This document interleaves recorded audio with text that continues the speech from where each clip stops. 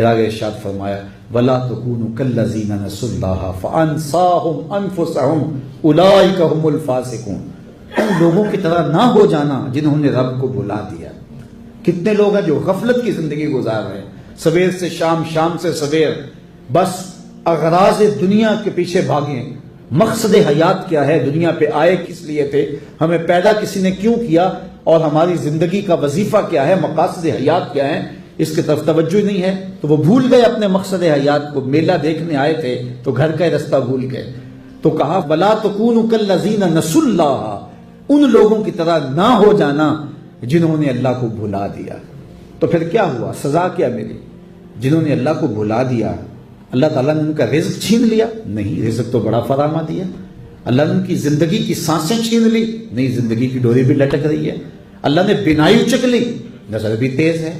اللہ نے ذہانت کھینچ لی؟ نہیں، ایسا بھی نہیں ہے، وہ بڑا ذہین ہے، بڑا فتین ہے، زمانے کو جو ہے وہ انگلیوں پہ نچانے کا فن جانتا ہے۔ کیا اس کی ٹانگیں کام کرنا چھوڑ گئیں؟ کہا ایسا بھی نہیں ہے۔ زبان کا طوطی بند ہو گیا؟ کہا ایسا بھی نہیں ہے۔ تو پھر سزا کیا ملی جنہوں نے اللہ کو بھلا دیا؟ تو کہا ان لوگوں کی طرح نہ ہو جانا جنہوں نے اللہ کو بھلا دیا۔ تو جب انہوں نے بھلا دیا تو اللہ نے سزا کیا دی؟ سنو سزا کتنی ڈاٹی ہے، لیکن باریک بھی بڑی ہے۔ فَأَنْسَاهُمْ أَنفُسَهُمْ، اللہ نے انہیں ان سے بے خبر کر دیا، وہ اپنے آپ سے بے خبر ہو گئے، انہیں پتہ ہی نہ رہا کہ ہماری زندگی کے مقاصد کیا تھے۔ یہ سزا اللہ نے دی، بڑی باریک سزا ہے۔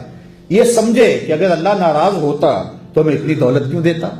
اللہ ناراض ہوتا تو ہم جیت کیوں جاتے؟ اللہ ناراض ہوتا تو سارے نیچے ہم اوپر ہیں، یہ کیوں ہوتا؟ وہ یہ سمجھتے رہے کہ یہ اللہ کی رضا کے سبب ہے۔ انہوں نے ڈاکے سے، چوری سے، منشیات فروشی سے مکان بنایا اور پھر اس کے اوپر لکھ دیا ھذا من فضل ربی۔ نفس نے دھوکہ لے لیا کہ شاید یہ رب کا فضل ہے، حالانکہ وہ قہر تھا رب کا، وہ غضب تھا رب کا، لیکن یہ اس کو اللہ کا فضل سمجھتے رہے۔ تو سزا کیا ملی؟ سزا نہ روزی بند ہوئی، نہ آنکھوں کی بینائی اچکی گئی، نہ شنوائی اچکی گئی، نہ ٹانگیں بے زور ہوئیں، نہ دماغ کام کرنا چھوڑا، نہ زبان کا طوطی بند ہوا۔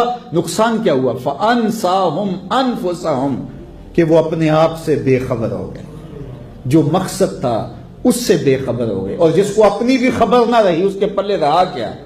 اقبال نے کہا تھا نا، اپنے من میں ڈوب کر پاجا سراغ زندگی، میرا نہیں بنتا تو نہ بن، اپنا تو بن، اور جو اپنا بھی نہ رہا اس کے پلے رہا کیا؟ تو اللہ فرمائے یہ سزا دی ان کو، فَأَنْسَاهُمْ أَنفُسَهُمْ، انہیں ان سے بے خبر کر دیا۔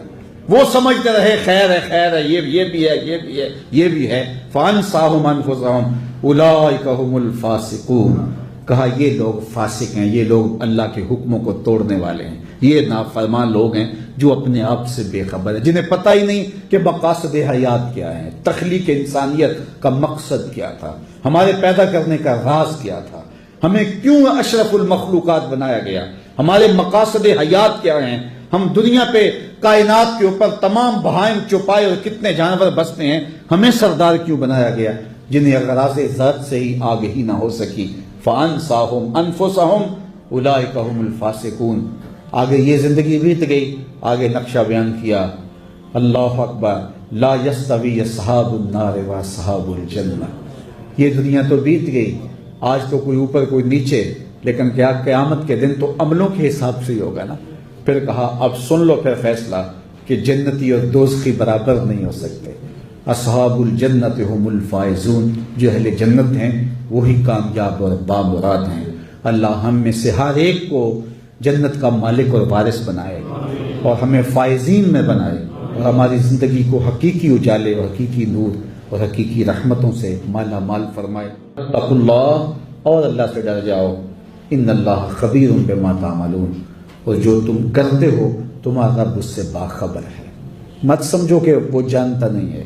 ارا زبیب النملۃ السودا، کالی رات کے اندھیرے میں کالے پہاڑوں کی کوکھ میں گہرا غار ہے، اس غار میں چیونٹیوں کا سوراخ ہے، اس میں چیونٹی چلتی ہے تو اس کے ننھے اور مہین قدموں سے سینہ سنگ پر جو لکیر بنتی ہے، تمہارا رب اس کو یوں دیکھتا ہے جس طرح دیوار چین کو دیکھتا ہے۔ تو وہ تمہارے دماغ کی سکرین پہ آنے والے خیالات کو نہیں دیکھتا؟